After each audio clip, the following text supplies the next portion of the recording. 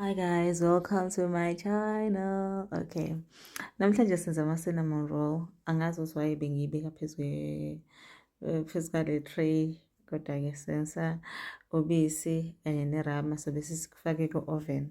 Hayi bo, sengize ngithi oven, kwi-microwave. And then after that sesiprepare-ke ama-dry ingredients wethu okuwukuthi uflour nje owu-2, ushukela, kuzoba usawoti, usawoti, kuzoba yeast, and then sobe sesiyakusiva-ke. Uzobona nje na le ntuthane-ke ingakuwarishi, nami nje ngibone manje sengithi maye lofele bamanje uqhamukaphi, kodwa-ke asikho lapho. Sengifake i-yeast-ke lana. Yabona leza zinto oy'bona laphaya izona izinto ozoy'dinga, like nje izona zinto ozoy'dinga leziya. Nakhona akuphoqi phela ukuthi uzothenga leliya bisi noma liya cinnamon ya-Robertson, no. Nje lokho nakho uhlanganise usebenzise khona, and then-ke la sesiyasefa. Ningangijaji mangisho manje kusa-early. I-rolling pin anginayo, ngizosebenzisa iglass. Nganginayo i-rolling pin, angazi bongizothi yayingaqinile ngokwanele noma kwenzakalani. I think I need to buy another one, yabo, engizoyisebenzisa ukwenza izinto ey'kanje. Kodwa-ke ngirealize sekumele ngiyisebenzise, oh wow, anginayo, kumele ngiyithenge. And then uma ngabe mhlampe ngiyibona esitolo, kodwa angijwayele ukuyibona, yazi, angijwayele ukuyibona, kodwa nje angiyicabangi nje kungonakele lutho, ngiyicabanga ngoba nakho sekushubile ukuthi hayi bo, kumele ngiyisebenzise. Okay, ngifake iqanda, ngase ngikhipha lokhuyana ku-microwave, bade ngikufudumeze for like 30 seconds ukuze nje kuzomeltha irama yethu kanye ubisi lifudumale kancane. Yakudinga nje ukuthi kuze kushise, ingakho kulula ukuthi ingene kanje eqandeni. Iqanda lethu-ke bekade lingaphumi-ke efrijini, beli-room temperature nje, yabo. Sengihlanganisa kanjena, ngenzela nje ukuthi ngingavedane ngifake izandla nje entweni wet, yabo. Ngisebenzisa izandla zeklinike izandla, and then-ke ngizokuhlanganisa. Kuyaxova lana, kuyaxova, ayikancane uzobona na, kodwa-ke ngithe ukuyisheshisisa kancane. Yeah. I hope you're still enjoying this video. Yes, I really hope you're still enjoying this video. Please like, subscribe, comment, share with your friends, and try this recipe out. Please. And then lana-ke sengiyaqova-ke, yabona nami umuntu busy, angi-edanga lutho, yabona nje yonke le nto ade uyibona, like ngiyisebenzise nje. Uzobona usoze uphele uflour, and uflour lo omunye uzoze uphele ezandleni nje, uzobona nawe, yabo. Kwaze kwayelo-ke kodwa nezandla zami, hayi Jehova. Kodwa-ke soqhubeka sixove, and then emva kwalapho so bese-ke siyayibeka ukuthi ikhukhumale. So ngizoyifaka ku-oven. Oven awuvuli-ke, awuvuli, ukuze nje ikhukhumale, maybe for like 30 minutes, yabo. Bese uyayikhipha futhi, bese uyayikweca-ke. Lana sengifaka irama yethu engizoyi-eda laphaya, bese ngenza-ke nani, ngiwufudumezile nakho for like 10 seconds, ngoba irama iyashesha ukulokhu nje, iyashesha ukumelta.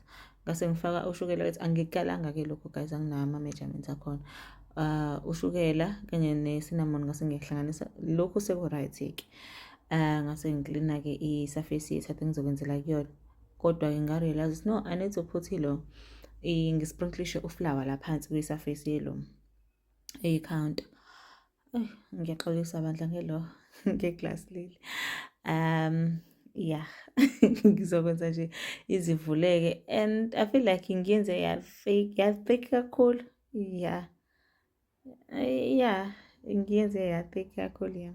Kodwa-ke it's okay, ngizobe sengifake-ke irama, ngizosebenzisa yini lela brush leliya, nawe uzolibona. And then bese-ke ngifaka i-cinnamon sugar yethu. Ngiyaqinisa guys futhi nangale glass, yabo ukuthi liyanisitha. Yabona-ke la sengiyagcoba-ke irama yethu. wethu, ngigcobe. Ngizobe ngifaka ushukela wethu one-cinnamon. And then after that, bese ngiyakugoqa-ke, yabo. Ngizobe sengikugoqa, ngizosebenzisa iflasik ukokusika. Ngizokala ngombese ukuthi mhlampe ukuze kuzolingana, ngizolowa ngiphequle umbese, uzobona nje ezingenza ukuthi ngenze kanjani. Yeah. Yabo. Ade sengithi ngiyalukho laphaya, ngase ngikhipha umbese, yabo. Round, yebo. Sisaqeda. Ngase ngisebenzisa iflasik yethu ukwenza nje ukusika la bekade uhamba khona umbese, yabo. Yinhle futhi, like yinhle, angifuni ukuqimbela amanga. So bese siyifake kwi-pan yethu, and just to make sure ukuthi iyakhukhumala futhi before siyibheka, yabo. Kodwa phela ngiwu-preheat-ile u-oven, it's not like ngibhekile because ngishise ngaphansi nangaphezulu. Yeah, I hope that makes sense. Ngikhohliwe ukunikhombisa-ke sengifaka epanini, but then it's okay. Ngase-ke ngiyabheka manje-ke angikubheke bade ngisakhukhumalisiwe. And then emvakalana ngenze njani, ngase ngifake irama ngaphezulu because ade ngincane ukushayela inye iqanda ngenze egg wash ngento encane kanje because akusiyona into enkulu le, into encane mos, yabo. Kodwa-ke nerama iyasebenza, yabo.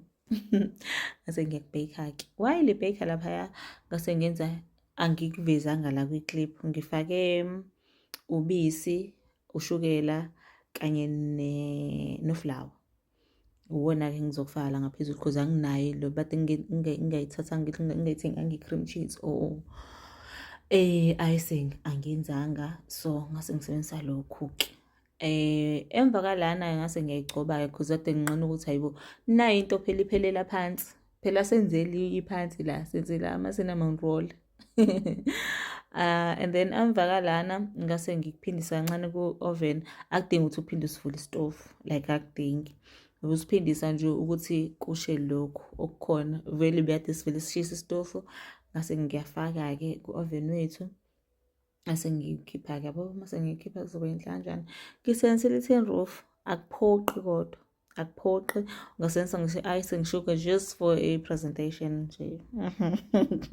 I hope izoba ibukeka kahle, kodwa-ke ubumnandi shem ibimnandi ngenye indlela. Ngase ngisebenzisa, remember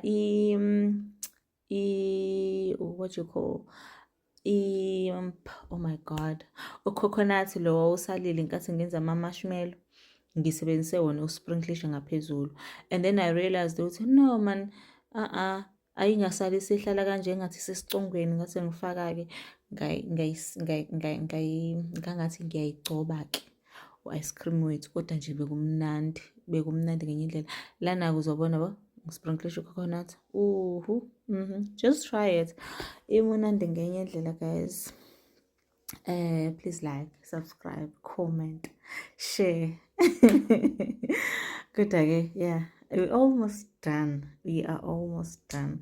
I hope nje usufikile kule ukwazile ukubekezelela ukuthi usufike la esikhona njengamanje. And thank you so much. Nakho-ke final product yethu imnandi. Bye bye.